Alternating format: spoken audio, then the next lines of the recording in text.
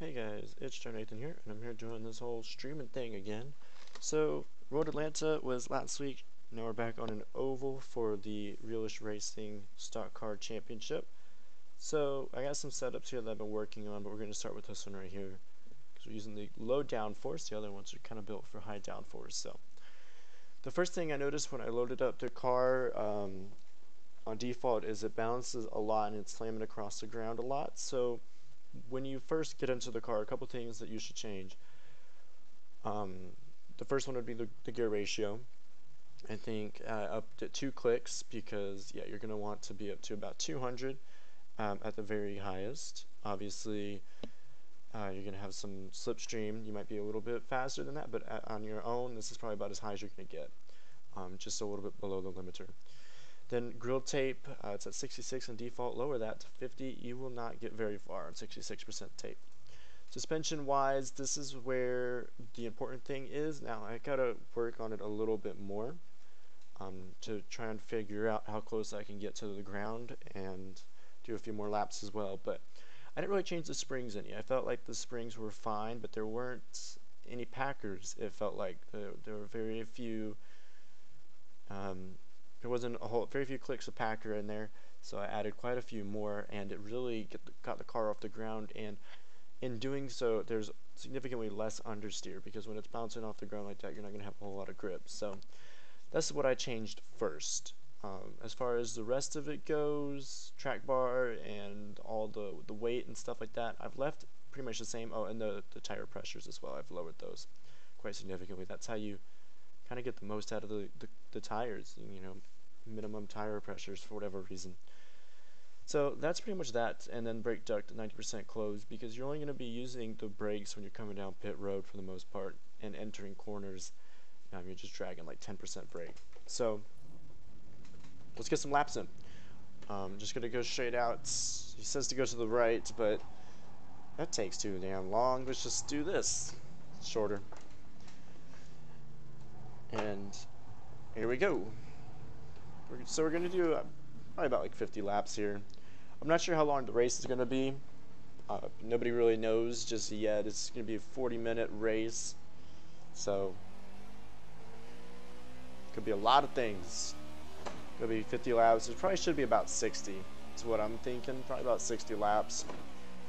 Just feel we could do about 47 laps on, and that's if you don't save. If you save, you're very possibly going to do 50. So it makes sense to be 60 laps. Anyways, green track with 15 time tire wear, or not tire wear, that would be ridiculous, real road acceleration. You can see we're going pretty fast here into turn 199.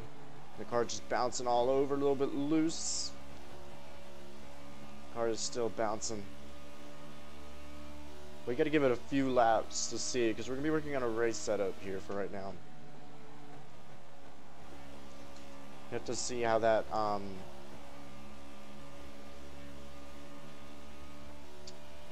the tire temperature is coming up, pressure's coming up, how that affects the car smacking the ground.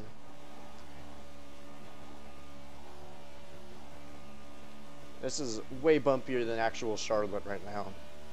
At least on iRacing, Charlotte's very smooth, plenty of grip, you don't really have to worry about it. Here it's just bump, bump, bump, bump, bump, bump throughout the entire corner. It's kind of crazy.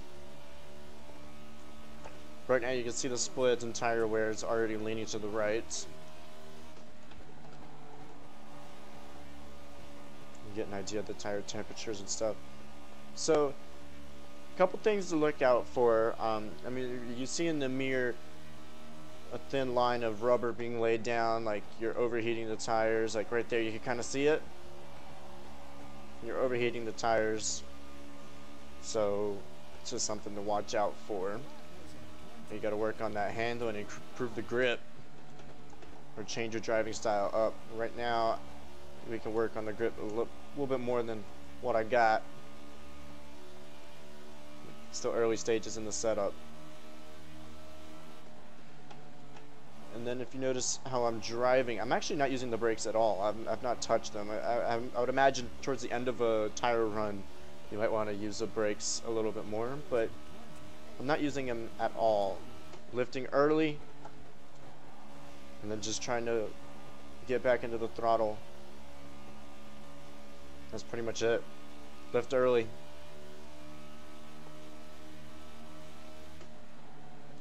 Take a nice arcing line into here, and then getting back into the throttle, kind of smoothly trying to get back into the throttle. You can see the car, it's bouncing around, it's all over the place, but it's not hitting the ground as much as it was before.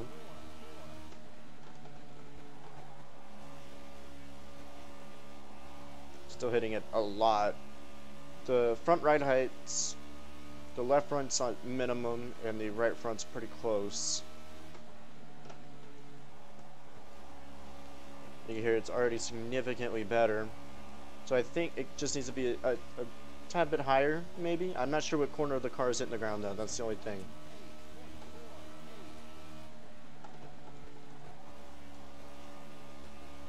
I'm starting to see some rubber getting put down. At least what appears to be some rubber.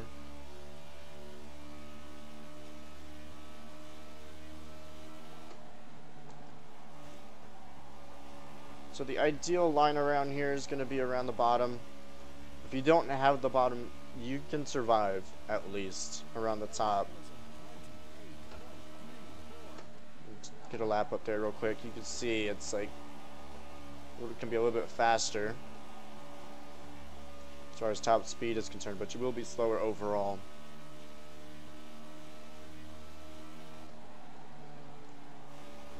But usually it's better to be up here if you want to save the tires, so as it is an option. As you see, it's about 4/10 slower that lap. I'm going to go back down to the bottom here. When there's no rubber and it's just green, I mean, there's no reason to run the top. So when I finish this lap here, just get a comparison of lap times top to bottom. Tire wear is looking fairly balanced on the right side. It's about the split that I would like to have. And let's get back into the garage.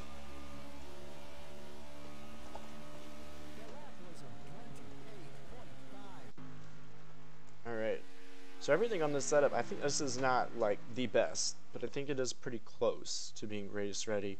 So keeping that in mind, let's take a look here. The only thing is, like, we probably need more camber on these tires. On all of them, possibly. This one? Would this one need more camber? I don't think this one would need more camber, but this one looks like it does. I'm gonna leave this one, and that looks like a 171, 166, 162, so I'm gonna leave that there. Alright, everything looks okay. I mean, it's not great. Like I said, I can't tell what part of the car is hitting the ground. And that's obviously very important because, yeah, you need to know what part of the car to lift up. What I'm going to go for here, I think, is just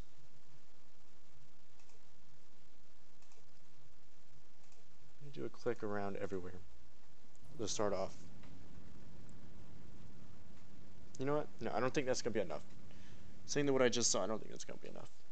Let's do 2 clicks everywhere. I don't know if I want to change the springs just yet. We're going to do that.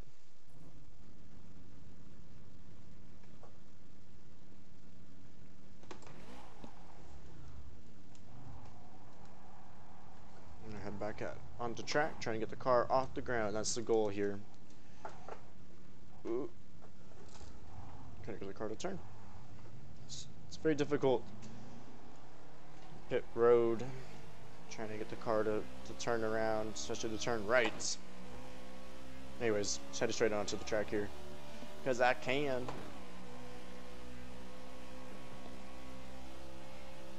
Alright, it's already kind of hitting the ground.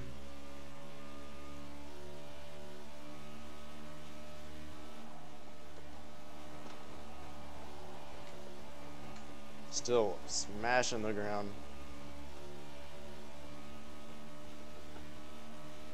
But we're definitely faster already, getting the car off the ground. See, hitting 200. Getting into the corner. Holding 181 right now. I don't know. I'm getting the idea that that's the right side. I don't know if it's the right front or the right rear. It's definitely the right side. I can hear it. It's the right side.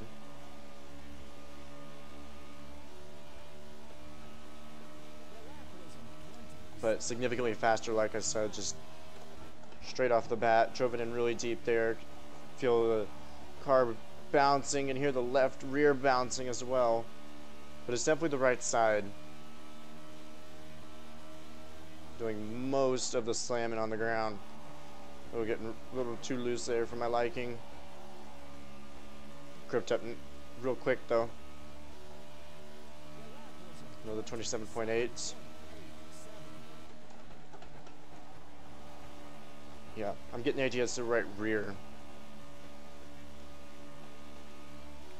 Although it would make sense if it was the right front as well, but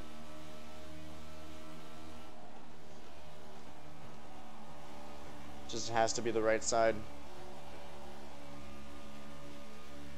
Let's go back into the garage. 27.9. It's not bad. I said right back into the garage here. Let's see if it's the rear and the right side or the rear and or the front. You know what I mean? Damn it, trying to talk, think at the same time, it ain't working. See if it's the right rear or the right front. Basically what I was trying to say, I wasn't saying it.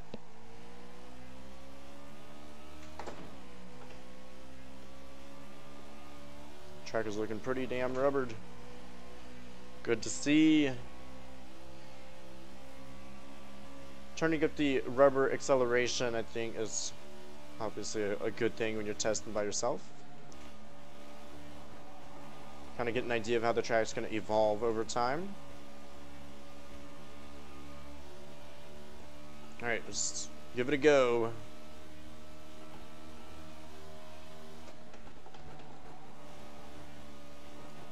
That's right front. It still sounds like the right side's hitting.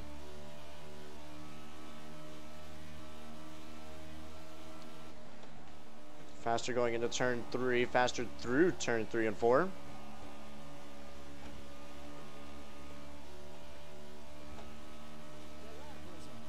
Not bad.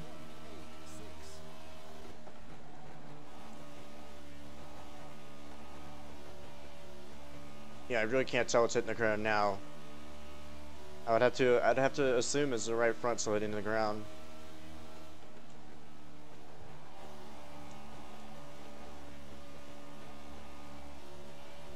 Oh, getting into the wall there. Alright.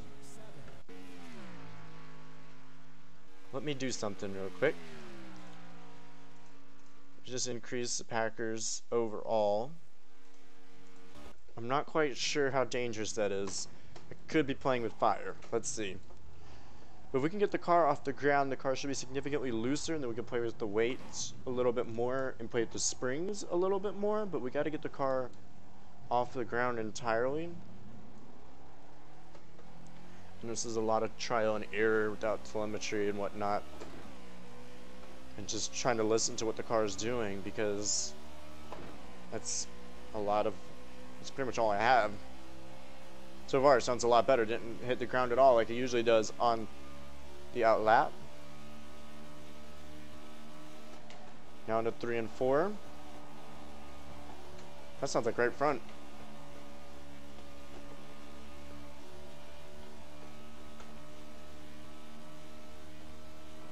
Let's take a look here. Oh yeah, that's way better.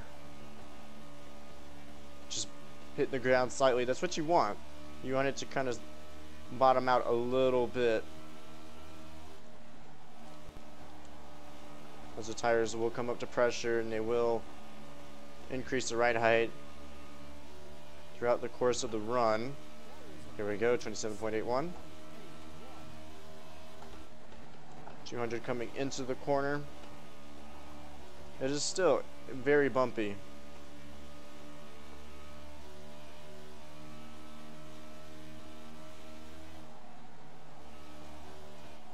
I'm gonna take a wider entry through there. See how hot that tires are getting, just pushing as hard as I can.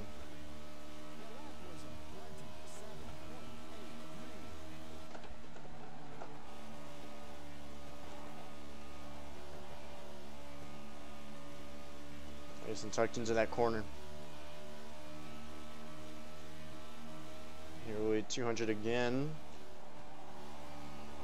And I'm just pushing way too hard right now. You can see the tires are getting murdered. Especially that right front. I expected to be a little bit looser, but we tightened up. Lift a little bit earlier and just settle into a rhythm here. Everything seems fine as far as handling is concerned when you back it off. And it's not really banging against the ground all too much. This feels okay.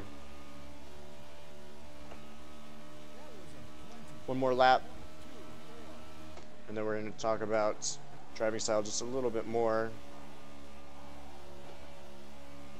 Again, for anyone seeing this video and they're interested in joining, looking for a stock car series, this race will be taking place on Sunday, likely Sunday at least. The only thing that would be postponing that is if England carries on for the World Cup final.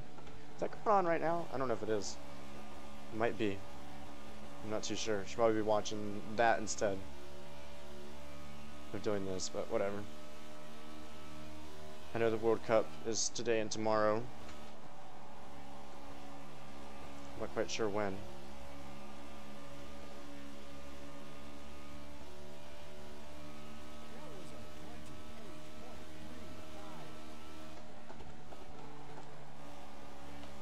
Alright, one more lap here, and then we're going to go back into the garage, take another look.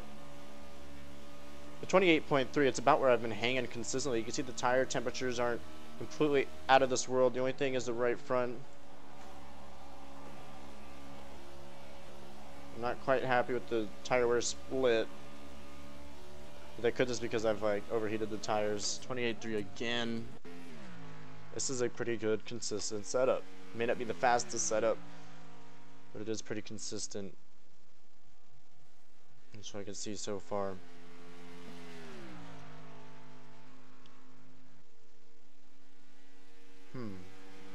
So I don't really want to mess with the track bars or anything like that. Everything seems fine. Lateral, you want it all the way to the left. Anything else, and you're wrong. It's pretty simple. Pretty simple concept. Wedge and weight distribution. What I'm going to do actually is I'm going to move it. Let's do something crazy here. We'll do 2 clicks to the rear and see how that affects the car. The easiest way to like loosen up the car when you're just trying to move weight around, when you've got pretty decent balance, is just to move it to the rear. It really help. It may not be the best for grip, but it is the best way to manipulate the balance of the car.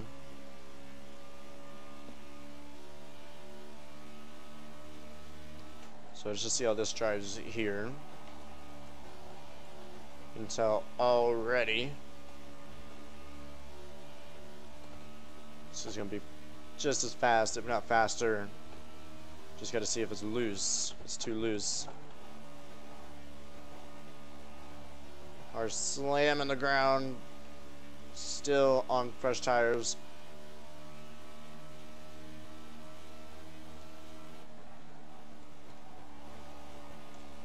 And you want the car to be as close as you can get it to the ground for the entirety of the run. So it is the trade-off. It's just as fast, and the tire wear is probably going to be better this way. Alright, so let's focus on driving style from here on out. Let's talk about driving style. For next live stream, I'll focus a little bit more on tweaking the setup some more. So I'm going to do a few laps here, kind of talk my way through it, and I'll show you my inputs. So the way that you're going to save the tires isn't by doing this and then using the brakes. As you can see, it like immediately upset the car. That is not how it's done. The car's not made for that, obviously. You got super speedway brakes. They're only really meant to be used once every 30 minutes. And you've got 90% brake ducts on, closed, 90% closed. So they're not made. You're not made to be using the brakes. That's the result of doing that. So don't do it. Don't use the brakes. It's very simple. Lifts right there, and then slowly get back into the throttle. For me, it's visual cues. I kind of watch the speed a lot. Mainly, you know, when I've got it right there, it's kind of a helpful tool. It's like, okay, I try to like get it down to a certain speed through certain parts of the run. So again, you're not using the brakes. I'm not using the brakes at all, not even touching them. You can lift right at the end of the lines, and then right when it gets about 180, I start trying to roll back into the throttle. Depending on how worn the tires are, that number's going to change. That number and the lifting point is going to change. So right here, lifting, rolling back into the throttle, pretty straightforward standard stuff. You know, you're not really doing a whole lot. It's all about being smooth behind the wheel. You're not sawing at the wheel. It's very simple. You could drive it in a little bit deeper on fresher tires and roll back in a little sooner. But say you have some worn tires. If you have some worn tires, you got to move that point back. So you're probably going to want to lift right there and wait, and then you'll get in right around here, get back into the throttle. When you're saving tires, this is how you do it. You know, you just back off sooner, you roll in a little slower, a little bit later.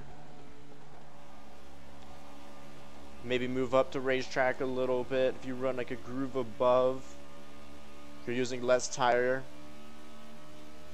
you're not turning as sharply, you can back off about the same spot, and you can just kind of let the banking turn the car more, and you don't have to turn again as sharply, and you can carry about the same amount of speed.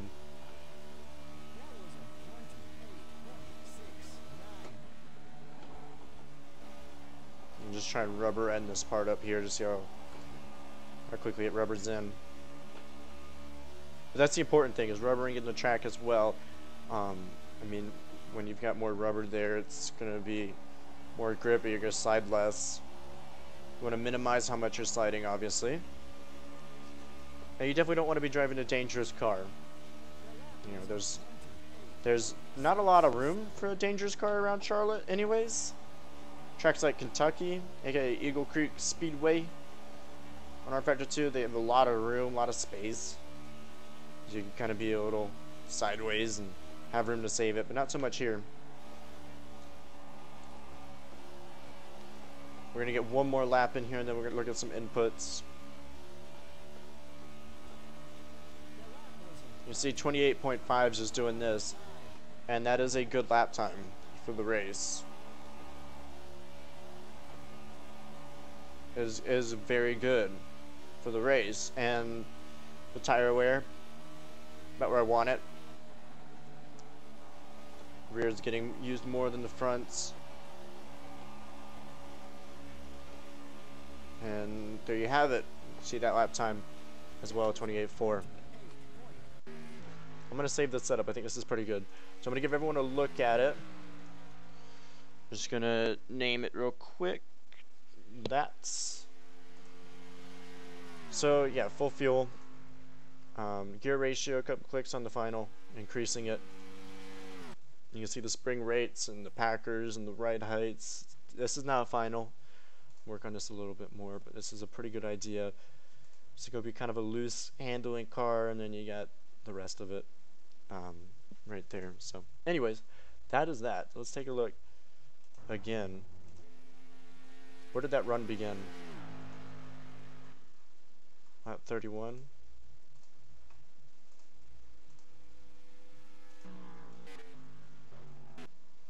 Okay, it's about right here. That's where we'll watch.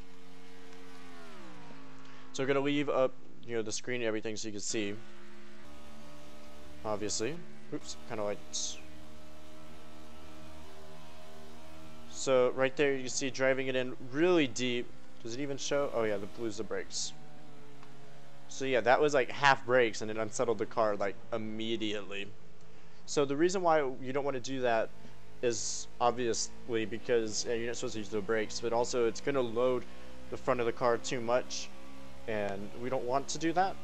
It's going to overheat those front tires, and it's going to cause some significant handling issues, so don't do that.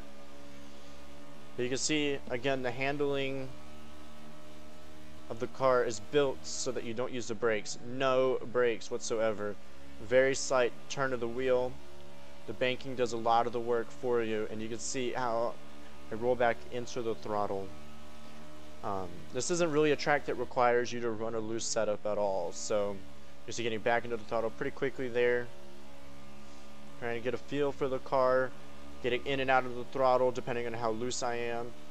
Again, doesn't really require you to run a really loose setup, but that's just kind of how I like it. Being able to turn the car through the throttle application. So again, you get an idea of how I'm rolling back in. And right here is where I'm completely out of the throttle. That's the only way you're going to slow the car down, is getting out of the throttle. This point can change again through the course of the run and through driving style if you're trying to save the tires or if you're not. But that's about where, I mean, it's a pretty safe spot to left off at, and then you just let the car go into the corner just pretty naturally, not turning the wheel all too much. And then you can see kind of pick up the throttle like really early, because you can see the car slows down. That's about the number I'm looking at right there, and I get back into the throttle, but not fully, just kind of rolling in, feeling out the car. It feels pretty good, but not great just yet, because if I get fully into the throttle, it's going to kill the tires if I get in too soon. So I kind of wait for it to drop down to about there, to about 176, 175, and then that's when I'm fully back into the throttle. And then I don't even stay there entirely, just again feeling out the car, making sure I'm not overdriving. So it's just all about feeling the car to save the tires, just let it roll. And try and pick it up nice and early, but still have lots of grip. Now for the higher line, let's try and get to the higher line. Where's that? Okay, should be like the next lap. Next lap. Okay, there you go. Looks right. So the difference here is you can kind of lift off a little bit later, because again you're using more of the track, you're using more of the banking. It's just you can use more of the track and carry a little bit more speed. That's pretty much it. So you can see it's a different line of entry. You're kind of pointing a little bit more towards the middle of the track rather than aiming downwards. And it's again the same deal. I'm still looking for that magic number and rolling into the throttle, and then trying to feel out how much speed I can carry through without oversteering, without overdriving. It's very much a feel thing, of course. You're just feeling the car and just trying to carry the speed but not use the tires. That's the thing. Carry the speed, don't use the tires. And then again up here, same principle, turning the car in, but not too much. You're just kind of letting the banking do the turning. And that's pretty much it. You know, it's a very straightforward lap, and you'll be doing lots of laps in a very quick manner. So, yeah, it's all about having the rhythm. That's the important thing here.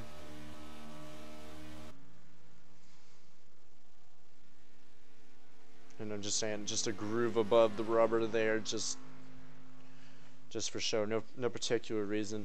It's not like iRacing where the track's gonna be cooler up there, so I don't think there's any reason to move up there. And it's also not that big of an issue in iRacing anyways, so I don't know. I just think it's a way to save tires a little bit, and yeah, that's pretty much that. So I did 41 laps. You can see the lap times here are fairly consistent. That's what you're going to be looking to aim for, some consistent lap times. The 27.8 is the fastest. I could probably go faster with some more setup changes, but that's pretty much it for right now. That's all I got for you. So about a 30-minute live stream there, not too bad. As you can see, you got some options to play with here, quite a few of them. And in the next live stream, I'll play with them some more. So again, if you're interested in this at all, a stock car championship, round 3 of 8 is coming up this Sunday. Basically 3 ovals left, 3 road course races left. The description has a link to go check out, find more information about it, and if you're interested, you can go ahead and join on up. And I'll see you all next time. Until then, have a great day.